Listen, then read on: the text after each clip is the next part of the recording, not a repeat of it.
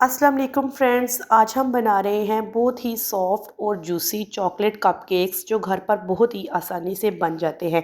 तो जल्दी से रेसिपी स्टार्ट करते हैं। तो इसमें सबसे पहले मैं 1/4 कप दूध यानी कि 1 कप का चौथा हिस्सा दूध का डालूंगी और 1/4 कप ही ऑयल डाल दूंगी।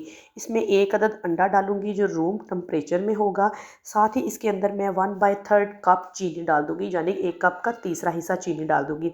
साथ ही इसके अंदर मैंने 1 टीस्पून मैंने वनीला एसेंस भी डाला था, तो उसका बहुत मज़ेदार टेस्ट आता है। इस तरीके से हम लोग इसको अच्छे से बीट कर लेंगे। अगर आपके पास बीटर नहीं तो आप लोग चीनी पीस कर डालिएगा और हाथ से ही मिक्स कर लीजिएगा।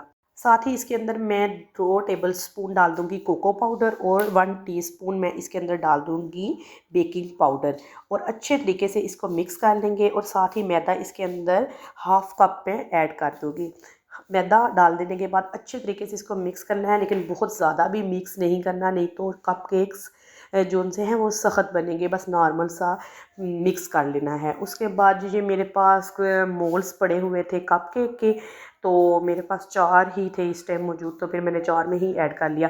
तो ओवन को मैंने 180 पर 5 मिनट के लिए प्री हीट कर लिया और उसके बाद जी मैंने इसको तकरीबन 18 से 20 मिनट के लिए बेक कर लिया 180 डिग्री पर।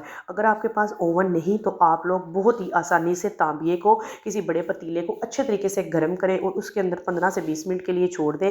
और उसके बाद इस तरीके से टूथपिक इसमें डाल के देखिएगा, अगर वो बिल्कुल साफ़ निकले तो समझ लो हम लोगों के कपकेक रेडी हैं बिल्कुल।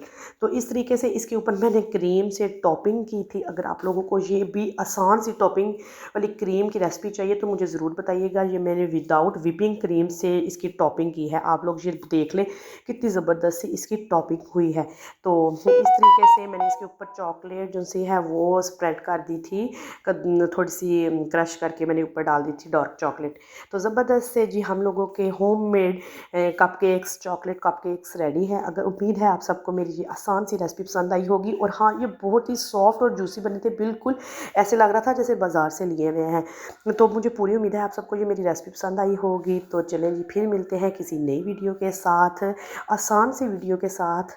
तब तक के लिए अल्लाह हाफिज़। मेरे चैनल को लाइक शेयर और सब्सक्राइब करना मत भूलिएगा। नई वीडियो के साथ मिलते हैं, तब तक के लिए अल्लाह हाफिज़।